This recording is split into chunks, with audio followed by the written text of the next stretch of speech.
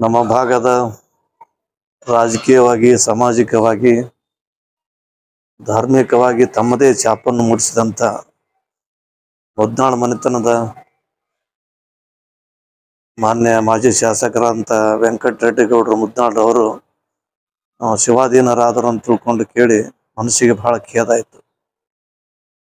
ಈಗಾಗಲೇ ಸುಮಾರು 2 ತಿಂಗಳ ಹಿಂದೆ ಅವ್ರ ಮನೆತನದವರೇ ಆದಂಥ ಸಕ್ರಿಯವಾಗಿ ಧಾರ್ಮಿಕದಲ್ಲಿ ಮತ್ತು ಸಾಮಾಜಿಕದಲ್ಲಿ, ರಾಜಕೀಯದಲ್ಲಿ ತಮ್ಮನ್ನು ತಾವು ತೊಡಗಿಸಿಕೊಂಡಂಥ ಡಾಕ್ಟರ್ ವೀರಬಸವಂತ ರೆಡ್ಡಿ ಅವರು ಅಚಾನಕ್ಕಾಗಿ ಅವರು ನಮ್ಮೆಲ್ಲರನ್ನು ಬಿಟ್ಟು ಹೋದು ಅದೇ ತುಂಬಲಾರದಂಥ ಒಂದು ನಷ್ಟ ಆಗಿತ್ತು.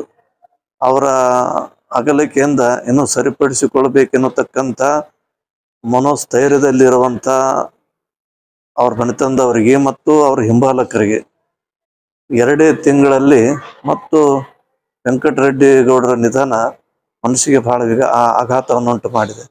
ಅಪಾರ ಜನಸಂಖ್ಯೆಯನ್ನು ಹೊಂದಿದಂಥ, ಅಪಾರ ಬೆಂಬಲಿಗರನ್ನು ಹೊಂದಿದಂಥ ವೆಂಕಟರೆಡ್ಡಿ ಗೌಡರ ಅಗಲಿಕೆ ಇವತ್ತು ನಮಗೆ ಹಿಡ್ಕೊಂಡು ಎಲ್ಲರಿಗೂ ಕೂಡ ಭಾಳ ದಿಗ್ಭ್ರಾಂತರನ್ನಾಗಿ ಮಾಡ್ಯದ. ಹೇಗೆ ಮಾಡಬೇಕು, ಏನು ಮಾಡಬೇಕು ಅನ್ನತಕ್ಕಂಥ ತೋಚದೇ ಇರುವಂಥ ಒಂದು ಪ್ರಸಂಗ ಸುಮಾರಾಗಿ ಯಾದಗಿರಿ ಮಹಾನಗರ ಜನತೆಗೆ ಕೂಡ ಬಂದಂಥದ್ದಾಗ್ಯದ ಅಂತ ತಿಳ್ಕೊಂಡು ಅದು ನಮ್ಮ ಕಲ್ಪನೆ ಆಗಲಿ. ಜಾತಸ್ಯ ಮರಣಂ ಧ್ರುವಂ ಅಂತ ತಿಳ್ಕೊಂಡು ಹೇಳ್ತಾರೆ.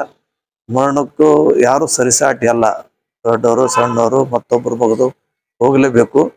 ಅವರ ಅಗಲಿಕೆಯ ನೋವನ್ನು ತುಂಬಿಕೊಳ್ಳತಕ್ಕಂಥ ಶಕ್ತಿ ಭಗವಂತ ಅವರ ಕುಟುಂಬದ ವರ್ಗದವರಿಗೂ ಮತ್ತು ಅವರ ಹಿಂಬಾಲಕರಿಗೂ ಅವರ ಬೆಂಬಲಿಗರಿಗೂ ಕೊಡ್ಲಿ ಅಂತ ತಿಳ್ಕೊಂಡು ನಾನು ಭಗವಂತನಲ್ಲಿ ಕೇಳ್ಕೊಳ್ತೀನಿ.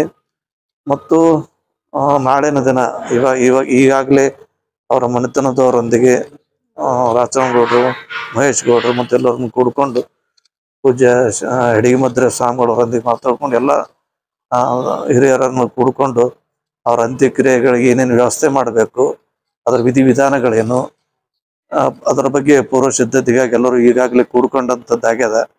ನಾಳೆ 4 ಗಂಟೆಗೆ ವಿಶ್ವನಾಥ ರೆಡ್ಡಿ ಮುದ್ನಾಳ್ರವರ ಹಿರಿಯ ಸ್ವಾತಂತ್ರ್ಯ ಹೋರಾಟಗಾರರು ಮತ್ತು ಕಲ್ಯಾಣ ಕರ್ನಾಟಕದ ಪ್ರಸಿದ್ಧ ರಾಜಕಾರಣಿಗಳು, ಧಾರ್ಮಿಕ ಧುರೀಣರು ಅವರ ಒಂದು ಸಮಾಧಿಯ ಪಕ್ಕದಲ್ಲಿ ಅವರ ಅಂತ್ಯಕ್ರಿಯೆ ಮಾಡಬೇಕೆನ್ನತಕ್ಕಂಥ ವಿಚಾರವನ್ನು ಅವರ ಮನೆಯವರು ಮತ್ತು ಅವರ ಬೆಂಬಲಿಗರು ಎಲ್ಲರೂ ಕೂಡಿ ನಿರ್ಧರಿಸಿದಂತಾಗ್ಯದ.